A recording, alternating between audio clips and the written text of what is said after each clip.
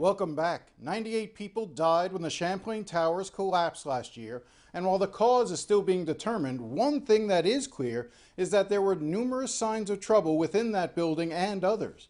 The tragedy exposed the weak and unreliable inspection process and the ability of building owners to ignore serious structural problems.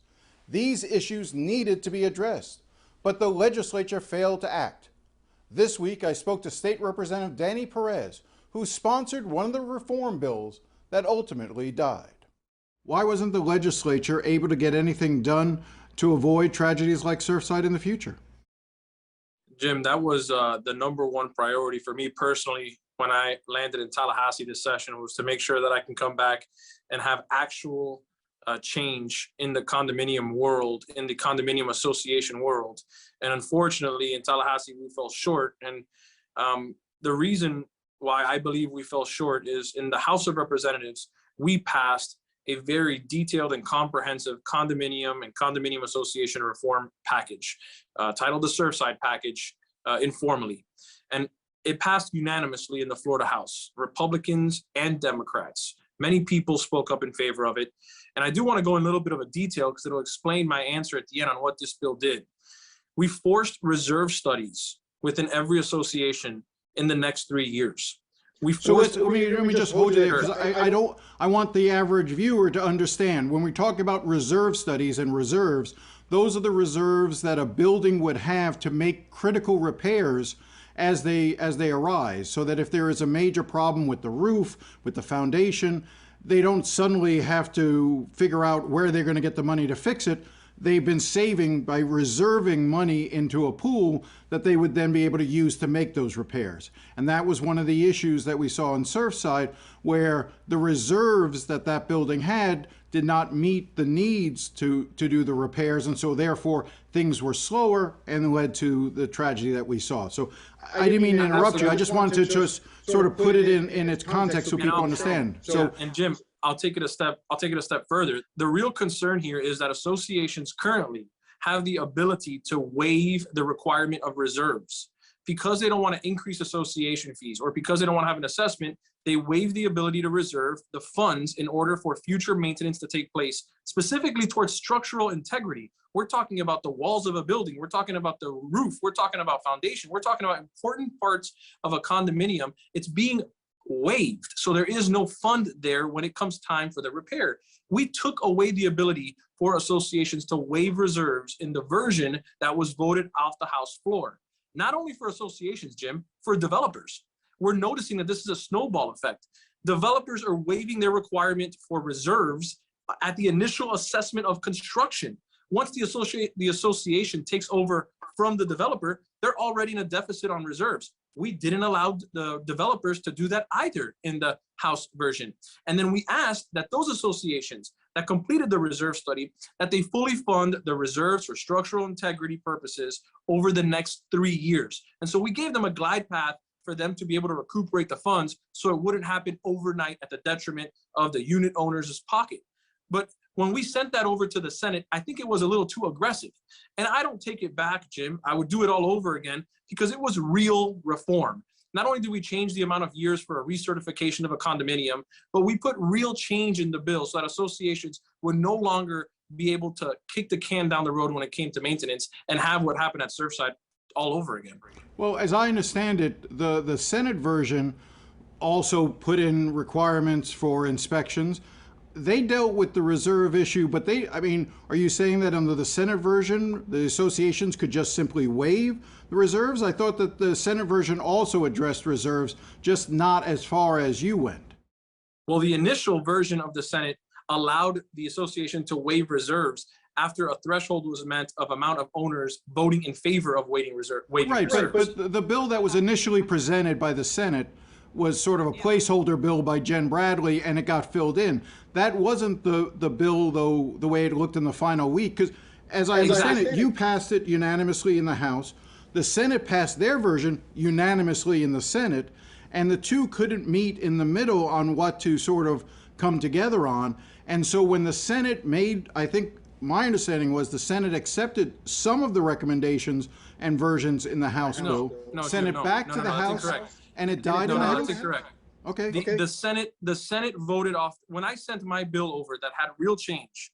And by the way, Jim, I spent hundreds of hours, families of Surfside victims, engineers, architect, association managers, reserve study specialists. I took every meeting and I put a lot of sweat and tears into this bill, and it really was for the betterment of condominiums and Floridians moving forward. When I sent it over to the Senate, unfortunately, and this is not to place blame on anyone, unfortunately, it wasn't as palatable on the aggressiveness standard in the Senate as we were in the House. When the Senate got my version, it essentially was gutted and it was amended with solely the recertification language.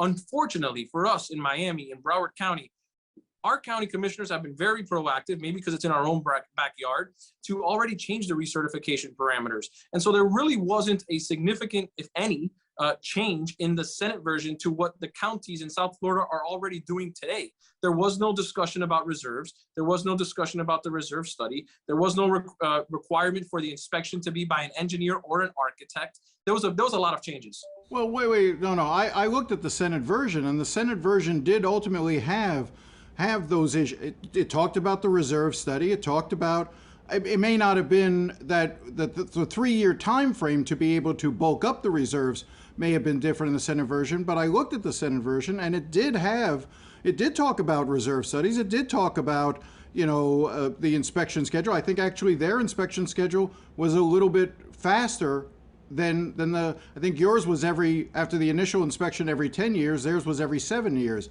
after that. No, Jim, no, not the amendment that was placed at the end gutted all of that. Well, so explain. I guess what I can't understand is so did you end up going over? Did you sit down with Jen Bradley, who was the Senate sponsor, and sit across a table with her in private and say, "Let's get this done"? I have a great working relationship with Senator Bradley, and we tried very hard to get towards the middle, but we were unsuccessful in doing so. And quite frankly, I was not going to window dress a bill just to say that I checked off a box and passed a Surfside package. I went up there with the responsibility that my constituents gave me to make real change. The version that we passed off the House was real change, and I stood by that version. Was I willing to negotiate? Absolutely. But I'm not willing to throw everything out the window that would have made us the closest to certainty that we would have ever been to make sure that what happened at Surfside would never happen again.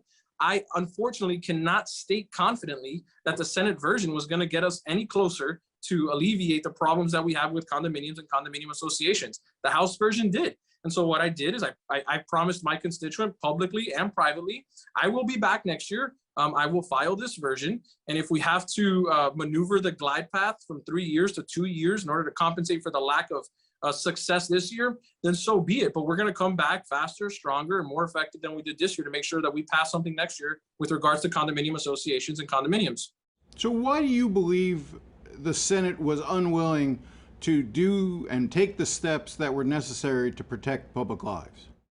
That's a question, Jim, that you're going to have to ask the Senate. I'm a member of the Florida House of Representatives. No, but you were in those negotiations with them. What was the reason why either Senator Bradley or others were unwilling to move to your position in the House bill?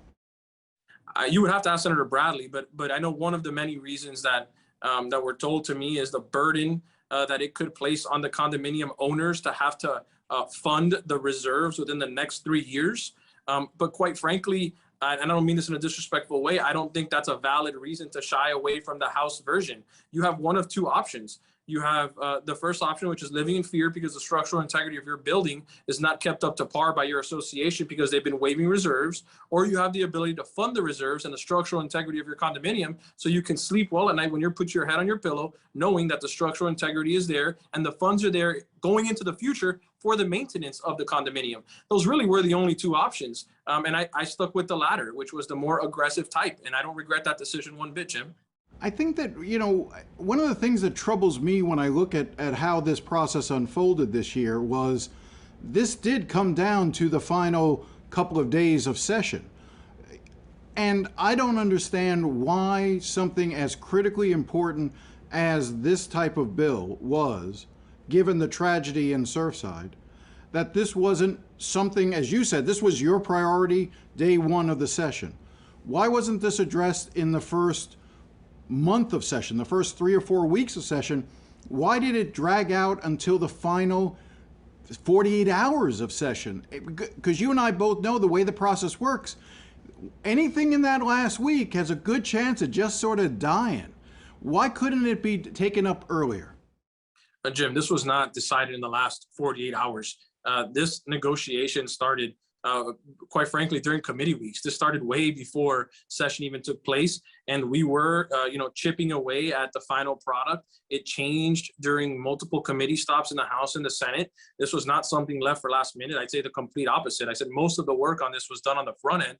Unfortunately, at the last hour in the last week, really, the negotiations had a standstill. And when we sent over the House version, negotiations weren't going well with the Senate because we weren't on the same page as far as how aggressive the bill was going to be. And the product that the Senate ended up amending and voting over had probably 5% of the version we voted off in the House. So the product that the Senate ended up with was not the product that they had throughout the process. But that is what they ended up with. It doesn't mean that we didn't talk about it, negotiate it until the last 48 hours. I would tell you quite the opposite. We'll be right back.